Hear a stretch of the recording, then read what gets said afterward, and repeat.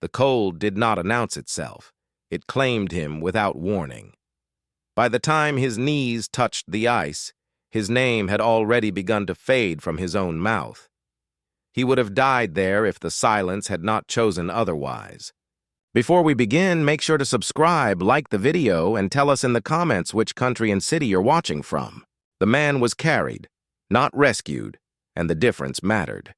His body hung heavy and uncooperative over her shoulder, wrapped in sealskin and frost, his breath shallow enough that it felt more imagined than real.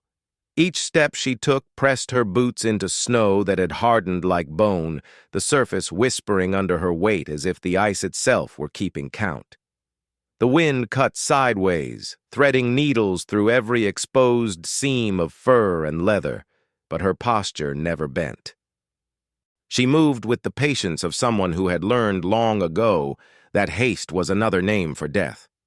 She was known among her people not by a single name, but by a role that shifted with the seasons: hunter, watcher, keeper. Her presence on the ice did not disturb it.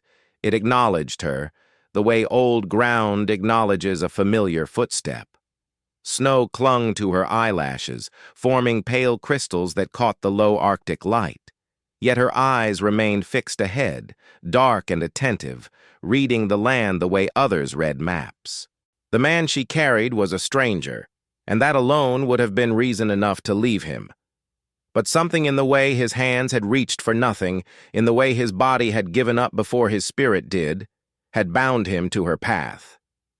When she reached the shelter, a low structure of stone and ancient timber, half swallowed by snow, the sound of the wind softened, as though the world itself were holding its breath. Inside, the air was colder than expected, preserved by thick walls that had learned the rhythm of centuries.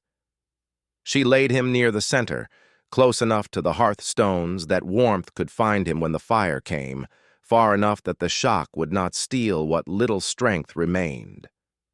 Only then did she remove her gloves, revealing hands marked by old scars and careful calluses, hands that knew both taking life and preserving it. The man's face was pale beneath the frost, his beard stiff with ice, his lips cracked in a way that spoke of days without rest or shelter. He murmured once, not a word but a sound shaped by memory rather than language, and then fell quiet again. She listened, not just with her ears, but with the stillness of her body, attuned to the subtle signs that separated sleep from surrender. His chest rose unevenly, but it rose. That was enough to continue.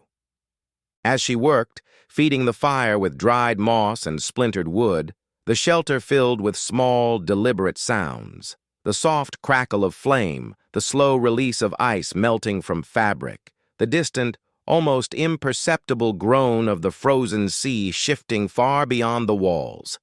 These were not noises to her, they were confirmations. The world was still moving. Time had not closed its fist around this moment yet. She studied him then, not as prey or burden, but as a story interrupted. The lines in his face spoke of grief carried too long, of decisions made far from this place that had somehow led him here, broken and half-frozen at the edge of the world. Travelers rarely came this deep without arrogance or desperation. This one carried neither anymore, only exhaustion, the kind that strips a person down to whatever truth remains underneath. She wondered briefly what he had lost to arrive in such a state, and whether the ice had taken it or merely revealed it. Outside, the light shifted almost imperceptibly, the long Arctic day bending toward its other half. She knew she would have to stay awake through the night, watching the fire, watching him, listening for the moment when his breath might falter or strengthen. This was not sacrifice to her, it was continuity. The old ways did not ask why help was given, only whether it was given well. Still, as she sat back on her heels and felt the slow return of warmth to her fingers, a quiet awareness settled in her chest. This man's survival, if it came, would not leave her unchanged. She did not yet know his name, nor did she need it. Names could wait. What mattered was that the ice had allowed him to cross a threshold few outsiders ever reached, and that she had answered when the land placed his life in her hands. In the low light of the shelter, as the fire steadied and the wind resumed its patient circling outside, the first thread of a bond, fragile, unspoken, and dangerous, began to form, drawn tight by cold, silence, and the promise of something neither of them yet understood. He woke without opening his eyes. The first thing he felt was heat where there should not have been any. The second was the certainty that he was no longer alone. The shelter breathed differently once he became conscious of it.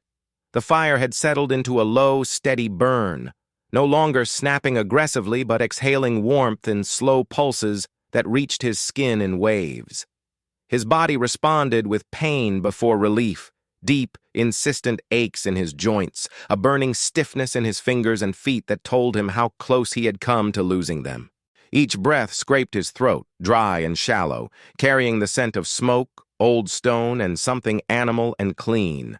He stayed still, not out of fear, but because stillness felt like the only safe shape his body could hold. She noticed the change before he made a sound. It was not magic, nor instinct alone, but practice sharpened by years of watching life hover at its edge. The rhythm of his breathing shifted, uneven but intentional now, and one of his hands twitched against the blanket she had layered over him. She did not speak. Words too early could fracture fragile awakenings. Instead, she adjusted the fire, feeding it just enough to keep the temperature climbing slowly, respecting the danger of sudden warmth. Survival here was always a negotiation, never a demand. When he finally opened his eyes, the light hurt. Not bright light, but the soft amber glow of flame reflecting off stone and ice, forcing his pupils to remember how to work. His vision blurred, then steadied enough to take in shapes, low walls, dark beams overhead, the flicker of movement across from him. His breath caught when he focused on her. She was seated near the fire, profile turned slightly away, her posture composed, grounded, as if she were part of the shelter itself rather than a visitor within it. He tried to speak and failed. The sound that left his mouth was hoarse, unfinished, and it cost him more effort than he expected. She responded by moving closer, not abruptly, but with the measured pace of someone who understood fear born of vulnerability. She held a small vessel near his lips, the rim cool, the contents warm. Melted snow infused with something bitter and earthy touched his mouth. He drank because his body demanded it, each swallow easing a tightness he had not realized was choking him. Only after did she withdraw her hand, giving him space to reclaim himself. Memory returned in fragments. White. Wind. A wrong turn that became another wrong turn. The sound of ice cracking somewhere too close. He remembered falling, not dramatically, but with quiet resignation, the kind that comes when the body decides before the mind can argue. He turned his head slightly, enough to look at her again, and this time his gaze held. Gratitude rose in him, heavy and complicated, tangled with shame at having needed saving at all. She met his eyes then. There was no softness there, but no threat either. Her gaze carried the weight of distance, of glaciers, of winters measured in generations rather than years. When she spoke, her voice was low, steady, shaped by cold air and long silences. She did not ask who he was or why he had come. She told him he was safe, for now, and that the storm outside was not finished with the land. Her words were few, but each one landed with purpose, anchoring him to the present. As the hours stretched, she worked, while he drifted between sleep and waking. She checked his extremities, her touch firm and professional, pressing, warming, watching for color and response. She replaced wet layers, cutting away what could not be saved, preserving his dignity without ceremony. He noticed the scars on her hands then, thin white lines, thicker marks that spoke of teeth or blade, and understood that survival here was not an abstract concept, but a history written directly onto the body. At one point, he whispered an apology. He was not sure for what, perhaps for intruding, perhaps for being weak, perhaps for all the decisions that had led him to collapse on foreign ice. She paused, studying him as if weighing the meaning of such a word.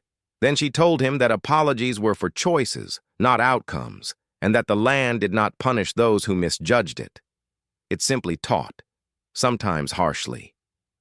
Her response unsettled him more than comfort would have. It suggested a world governed by rules older and less forgiving than intention. Night, or what passed for it, settled in slowly. The wind outside rose again, a deep, resonant sound that pressed against the shelter's walls like a living thing testing their strength. He listened, fully awake now, aware of how small they were within it. She sat across from him, sharpening a blade with slow, deliberate strokes, the sound rhythmic and controlled. In the quiet between them, something unspoken began to take shape. A shared awareness that whatever had brought him here was not finished, and whatever she had begun by carrying him in could not be undone. He did not yet know how long he would stay, or whether staying would cost him more than leaving ever had. She did not yet know why the ice had asked her to save this particular man, but as the fire held and the storm raged on, both understood that survival was no longer the only question.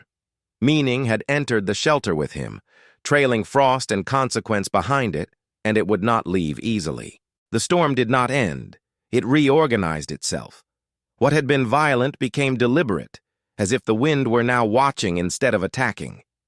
Inside the shelter, time slowed to the pace of breath and fire. By the third day, or what she measured as the third cycle of light shifting across the ice, the man could sit without trembling. His strength returned unevenly, pooling in some muscles while abandoning others, leaving him frustrated by the unpredictability of his own body. He learned quickly not to rush. Each attempt to stand was preceded by her quiet presence nearby, not offering help unless it was asked for, not denying it when it was. This balance, he realized, was not accidental. It was how she taught without instructing, how she allowed dignity to survive alongside dependence. She spoke more now, though still sparingly. Her words came when action required explanation, or when silence would have allowed misunderstanding to grow roots. She told him the shelter had been built by her grandmother's grandmother, not as a home, but as a place of pause, a space where hunters waited out storms or tended to wounds that could not be ignored. It was not sacred in the ceremonial sense, but it carried memory the way ice carried air bubbles from centuries past. He listened carefully, sensing that listening itself was part of his recovery, a way of re-entering a world that existed beyond his own loss. When he finally told her his name, it felt heavier than he expected. Saying it aloud made it real again, tethered to a life that had been unraveling long before the cold took him. He spoke of the sea he had worked, the accident that took a friend and left him with a debt he could never quite repay. He did not dramatize it. He had no energy for performance. His voice carried exhaustion rather than tears, and that she seemed to understand more deeply. Grief that had settled into bone did not need to announce itself. She did not respond immediately. Instead, she stepped outside briefly, returning with snow clinging to her boots and the smell of open air trailing behind her. When she spoke, she told him that loss was not something her people sought to heal quickly. They believed some wounds needed to be carried long enough to change the way a person moved through the world. The ice, she said, did not erase cracks. It preserved them. This was not offered as comfort, but as orientation, a way of understanding pain without trying to outrun it. As days passed, their routines aligned. He gathered what wood he could manage, learning how to move without wasting energy, how to read the wind through the shelter's narrow opening. She prepared food with efficiency that bordered on reverence, using every part, wasting nothing. They shared meals in quiet proximity, the simple act of eating together grounding him more than conversation ever had. He noticed how she watched him, not with suspicion, but with an attentiveness that made him aware of himself again, of his presence as something more than burden. One evening, as the fire burned low and the world outside pressed close, she asked him why he had not turned back sooner. The question was not accusatory. It was precise. He considered it carefully before answering. He told her he had believed forward motion was the same as progress, that stopping felt like failure. Saying it aloud revealed its flaw. She nodded once, as if confirming something she already knew. Among her people, she explained, stopping was often the act that saved lives. Pride, not fear, was what killed most travelers.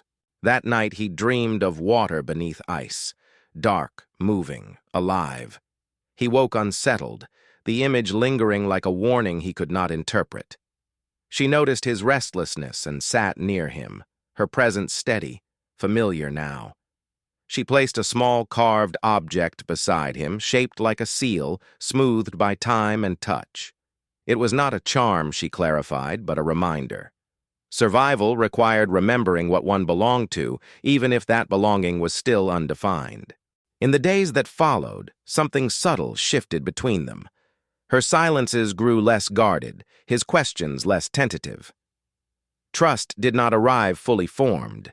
It accumulated through small confirmations, through fires tended together, through shared attention to the land's signals, through the absence of harm. He began to understand that she was not merely keeping him alive until the storm passed. She was observing what kind of man would emerge once it did. On the morning the sky finally cleared enough to reveal the pale arc of the sun, she stood at the shelter's entrance for a long time, reading the horizon. He joined her, unsteady but determined, feeling the cold differently now, not as an enemy, but as a presence that demanded respect. She did not tell him what she saw. Instead, she asked whether he believed his life before the ice was something he needed to return to, or something he needed to understand first. The question settled between them, heavy with implication, as the wind carried the distant sound of ice shifting far out on the frozen sea. The ice revealed its paths slowly. What had looked solid days before now showed faint fractures, lines of intention beneath the surface. She followed them with her eyes the way others followed roads. The decision to move was not announced as a plan. It emerged naturally, shaped by weather, by the steady return of his strength, by the subtle restlessness that entered the shelter once survival no longer required constant vigilance. She packed with economy, only what would be needed, nothing more. Folding furs, securing tools, checking the blade she carried not as a weapon, but as an extension of her awareness. He watched, understanding that preparation here was not anxiety about the future, but respect for it. When she finally told him they would travel at first light, her tone suggested inevitability rather than invitation. Outside, the world had changed its posture. The wind no longer clawed. It spoke in long, measured currents that skimmed the surface of the ice and moved on. Light stretched across the land in muted gradients, blue dissolving into gray, gray into a pale gold that never quite warmed. He felt smaller out there than he had in the shelter, but also more present. Each breath formed and vanished before him, proof of life negotiated moment by moment. She walked ahead, leaving space between them, trusting him to keep pace without watching. Their journey unfolded in silence punctuated by necessary gestures. She signaled hazards with slight shifts of her shoulders, pauses that meant listen, steps that meant follow exactly. He learned to read these cues, to align his movement with hers, to place his feet where hers had been without questioning why.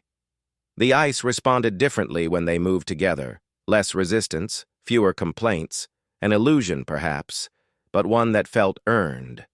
He realized then that survival here was relational, dependent not just on individual strength but on attunement. They stopped near a pressure ridge where the ice rose in jagged folds, frozen waves arrested mid-collapse. She examined it carefully, kneeling to place her palm against the surface, eyes closed briefly. He did not ask what she felt. Some knowledge was not meant to be translated. When she stood, she altered their course slightly, adding distance but removing risk. It struck him that she trusted the land more than she trusted certainty, and that this trust was built not on faith, but on long familiarity with disappointment and endurance. As they walked, he spoke of the life he had left suspended behind him, not in complaint, but in inventory. He described the harbor where he used to work, the smell of fuel and salt, the routines that had once given shape to his days. He admitted that after the accident, after the loss that fractured his sense of direction, he had kept moving simply to avoid stillness. She listened without interruption, her pace unchanged, absorbing his words the way ice absorbed sound, quietly, deeply, without immediate response. When she finally spoke, it was to tell him that among her people, children were not raised to outrun grief. They were taught to sit with it, to learn its contours, to understand what it demanded in exchange for remaining. Running, she said, only taught sorrow how to follow. The statement was not judgment, it was observation. He felt it settle into him with uncomfortable accuracy, rearranging assumptions he had never thought to question. They made camp as the light thinned, constructing shelter from snow and canvas with practiced efficiency. He assisted where he could, hands slower than hers, but steadier now. As they ate, the fire casting long shadows that stretched and receded with each movement, the quiet between them felt different, denser, charged with something beyond necessity. She watched him as he ate, noting not hunger but attention, the way he paused before each bite, aware of the effort behind the meal. Respect, she seemed to conclude, was returning to him in small increments. Later, when the fire had burned low and the wind traced slow circles around their camp, she spoke again, this time without preamble. She told him that carrying him had not been an accident of circumstance. The land, she said, sometimes placed questions in human form. It was not her role to answer them immediately, but to listen long enough to know what was being asked. He felt a tightening in his chest, not fear but recognition, that whatever question he represented was now being turned back toward him. He asked then what the land might be asking of her. She did not respond at once. When she did, her voice was quieter than he had heard it before, shaped by hesitation rather than certainty. She said that the ice had been thinning in ways that worried the elders, that continuity was fragile, that not all strength could be inherited by tradition alone. She fell silent, eyes fixed on the fire as if measuring how much truth it could hold. The implication lingered, unfinished, pressing against the edges of understanding. As they lay down to rest, separated by little more than the space needed for warmth to circulate, he found sleep difficult. The day's words moved through him, rearranging priorities he had assumed were settled. Somewhere in the half-light between waking and rest, he sensed that his presence here was no longer temporary in the way he had expected. Whatever awaited them beyond this camp, beyond the next horizon, would demand more than endurance. It would demand choice. The ice did not rush the moment. It allowed it to arrive when both bodies were ready to carry its weight. What was spoken came not from impulse, but from alignment. They reached her people's outer hunting grounds at a time when the light hovered uncertainly, never fully committing to day or night. Low structures emerged from the whiteness like memories surfacing, wood darkened by age, snow shaped by years of patient hands. Smoke rose thin and disciplined, signaling life without spectacle. He slowed instinctively, aware that crossing into this space required more than physical recovery. This was not a place one entered unchanged. She paused beside him, not to instruct, but to allow him the dignity of awareness before what came next. The elders did not surround him. They observed from a distance. Their presence felt more than seen, reading him the way one reads ice for weakness or promise. She spoke to them quietly, in a language shaped by wind and lineage, her voice carrying both certainty and restraint. He understood none of the words, yet sensed their gravity in the way the air seemed to still around them. When she finished, she turned to him, her expression composed but not distant, and gestured for him to follow. In the days that followed, he was neither guest nor captive. He was given space to move, to work, to rest, always under watch that felt less like surveillance and more like inclusion measured carefully. He learned the rhythms of the camp, the way tasks flowed according to weather rather than clocks, the way stories were shared without urgency. Children watched him openly, curious but unafraid. Women observed him with quiet assessment. Men acknowledged him with brief nods that carried neither welcome nor rejection. He was being read, not judged. She remained near him, though not constantly. When they worked together, the familiarity between them was evident, an ease that had not been granted lightly. At night, when the camp settled and the distant sounds of ice shifting carried across the dark, they sat together near the fire. It was then that she spoke of what continuity meant to her people. Not survival alone, but remembrance made physical through teaching, through lineage, through children who would learn to listen to the land before trying to master it. Her voice did not waver, but there was a tension beneath it, a recognition of fragility. He told her then that he had never planned for children, not out of rejection, but because his life had always felt provisional. The accident, the loss, the constant movement had convinced him that nothing he built would last. Saying this aloud felt like laying down a burden he had mistaken for truth. She listened without interruption, eyes reflecting the firelight, her stillness inviting honesty rather than confession. When he finished, she did not respond immediately, allowing silence to do its necessary work. It was later, when the camp slept and the ice sang softly beneath the cold, that she spoke the words that would change the shape of his life. She did not frame them as demand or plea.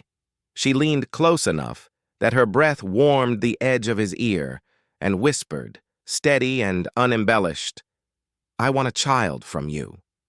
There was no mysticism in the statement, no ritual weight imposed for effect. It was an acknowledgement of alignment, of strength tempered by loss, of survival that had learned humility, of a future that required more than bloodline alone. He did not answer at once.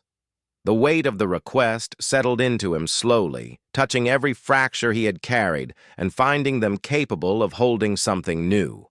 He understood then that this was not about possession or legacy in the way he had known it. It was about participation, about choosing to remain present, to stop running, to offer what he was, not perfected, not redeemed, but real. The ice outside did not protest. It shifted as it always did, making room without approval or resistance. When he finally spoke, his voice was quiet but certain. He did not promise what he could not control. He did not romanticize what would be difficult. He told her only that he was done moving forward to escape, that if he stayed, it would be with intention. She accepted this not as agreement finalized, but as a foundation laid. In her world, such decisions unfolded over time, tested by seasons, strengthened by shared endurance. As the fire burned low and the Arctic night held them in its vast, patient silence, both understood that survival had carried them to this point, but choice would carry them beyond it. The land had asked its question. They had not answered with certainty, but with presence, and for the ice that was enough.